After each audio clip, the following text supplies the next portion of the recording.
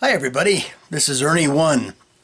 You know, as much as I tried, and I got to be honest with you, I really tried to watch the Democratic debate. But it's just not as much fun watching two clowns as it is to watch, 6, 8, or 10 clowns. I mean, a circus is a circus, and you got to have more than two mentally marginal men. That would be the MMM, I guess. I don't know. They want to get rid of all fossil fuel, all airplanes, all cars, all trains. The oceans will rise and New Orleans will be gone.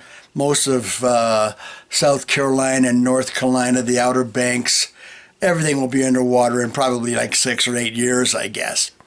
But I just wonder how the Democrats and even the leftists, okay, I don't know how, number one, how you got down to these two guys. That's way beyond me. And the other 10 or 15 or 20, whatever it is that you had, there wasn't anybody possible in that group. I mean, who would you go with without Crazy Joe or Commie Bernie? I mean, who would you go with?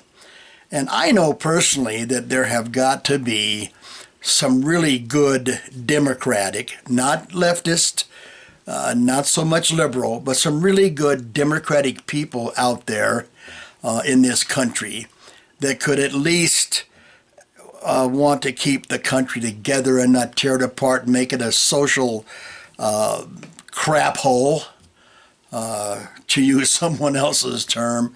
But I don't understand how anybody can look at these two guys and say, wow, we've got a really good chance. Even if you hate Donald Trump, you have got to give yourself credit that he has done a lot. He's done a lot for this country, and he will continue to do so if the liberals and the leftists would just get the hell out of his way and let him do something. But I don't think the Democrats have anybody that can do anything to harm Donald Trump. At least I hope not. I think the Americans are smarter than that. I think we all are. We're on the right path. We need to stay on that path. And in other information, this coronavirus, I am sure that it is probably very serious, and it can be deathly to certain groups of people. And I think that's tragic, and I think whoever has passed from that, I think that's a tragic, and I would keep all their families in my prayers and in our prayers. But in the same sense, I really do believe that the media is padding this thing. They are building it up. They're causing a panic. People are crazy. Look, for example, you can't buy toilet paper anywhere almost in this country. What does toilet paper have to do with a respiratory illness? I'm not sure, but I'm sure someone's got some really good answers. You can't buy bottled water. You can't buy anything. I went to the store this morning. I couldn't buy any hamburger. Can you imagine being on a hamburger? On a side note, if you like this situation, you're going to love socialism, and you should probably find yourself a really nice socialistic country to go live in, because under socialism, that's what your grocery stores are going to look like. You're not going to have gasoline at $2 a gallon like we do here in Colorado, or in some of the other states, in Arizona and places like that. You're going to be paying $4 or $5 like they do in California, but you're only going to be able to drive like 10 miles a day. They'll put limits on everything that you do. Trust me, you know about socialism, you know what's going to happen. But I think one of the things that bothers me about this virus doesn't even have anything to do with the actual virus itself. What it has to do with is how we Americans are acting at present.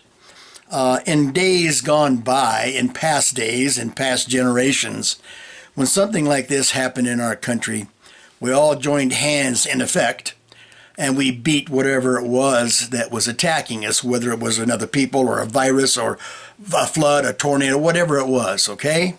And now all I see are some of the most stingy and nasty people in this country. They all seem to come out from underneath a rock. I saw a lady in the store the other day. She had 16 8-pack rolls in 2 carts. Now, she's either got a heck of a big family, or she's doing what many, many people in this country are doing right now, and they're beginning to hoard. They're hoarding for themselves. This may make you understand why some people really want to have guns around, because pretty soon, if they run out of toilet paper at the store and hamburger and meat, they're going to start banging on your door for your hamburger and your meat and your toilet paper. Can you imagine dying for a roll of toilet paper? I mean, people have died for a lot of little things, but that would really be something. But I'm really disappointed, because this is not the way we are in America. We have always been a giving country, a helping country. Not only our own citizens, but we help everybody all around the world. We have since the beginning of our republic. It's always been that way. And it bothers me, and it gives me a certain amount of fear in my heart to see people acting like this, to be grabbing and fighting in a grocery aisle over a package of toilet paper, knocking an old woman down to get the hamburger. Do people who are hoarding realize that there are seniors in this country? Hamburger is their mainstay, their main meal. Same way with the cereal aisle. You can't find cereal. You can't find oatmeal. This is terrible. This is what we're doing to each other over this virus that, by the way, did start in China, regardless of what CNN says. But it's sad. It saddens me, and I'm sure it saddens a lot of people, to see this happening in our country. We should be buying extra food and extra things, and then going to our neighbors and saying, hey, look, do you need some hamburger? Do you need this package of pork chops? We'll all make a meatloaf, a great big one, and we'll all have meatloaf tonight. These 4 houses and those 3 houses, whatever. That's what America should be doing, folks. That's what we should be doing.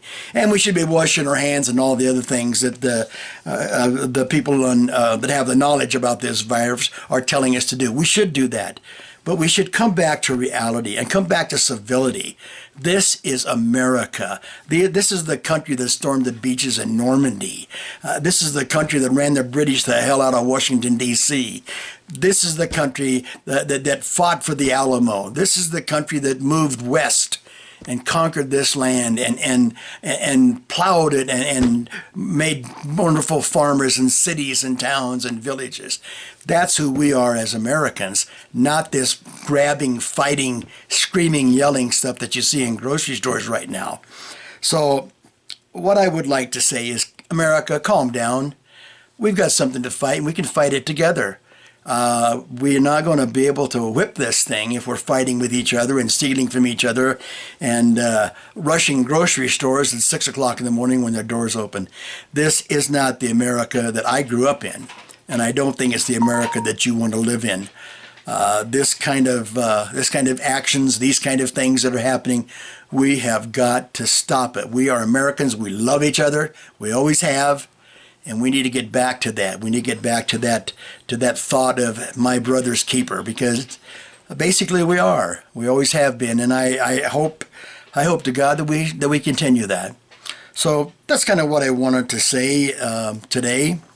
I just want people to know that what we're doing now in this country is not what America is all about. It's not what the Stars and Stripes are for. It's not what the Constitution was written for. And the lefties and the liberals are taking a very serious thing, a virus, and they're playing to it. They're using it as a crisis, like Rahm Emanuel said years ago. Never let a good crisis go to waste. I know it's tough out there, and it's kind of scary. But think about it, America. Let's get back together. Let's grab each other's hands, and let's fight this. And let's fight the left. Let's fight those people. Let's fight the communists and the Joe Biden types, okay? We're never going to run out of fossil fuel. And if you look on your desktop, almost everything on your desktop which has a base of petroleum. I mean, your shoes probably have petroleum if they have rubber soles. You know where you get rubber? You get rubber from petroleum. So think about it, folks. Use your brain, use your head. We Americans are smart people. We can find ways to save this country. Let's get together and let's do it together. And let's do it together with our president. Let's get off his back and let's help him. I can't imagine what Donald Trump could have done if these people would have backed him and helped him. We don't need the Nancy Pelosi's and the Schumers and the Schiffs and those kind of people. They don't care about this country. They care about power. They care about themselves. So let's take our country back, and let's start by whipping the hell out of this virus, and let's start helping each other out instead of pushing each other down in grocery aisles. Thank you. And I want to say thank you to all the first responders, and especially the police department and the EMTs and people like that. All of our soldiers and our citizen soldiers, all those people that take care of us when the sun goes down. And I also want to really thank the grocers and the truckers who are working their hearts out to make sure that we get what we need, and then we act like we do. So God bless the United States. God bless President Trump and his family. And God bless all of you. So let's get together and let's whip all the bad things that are happening in this country. Good night. God bless.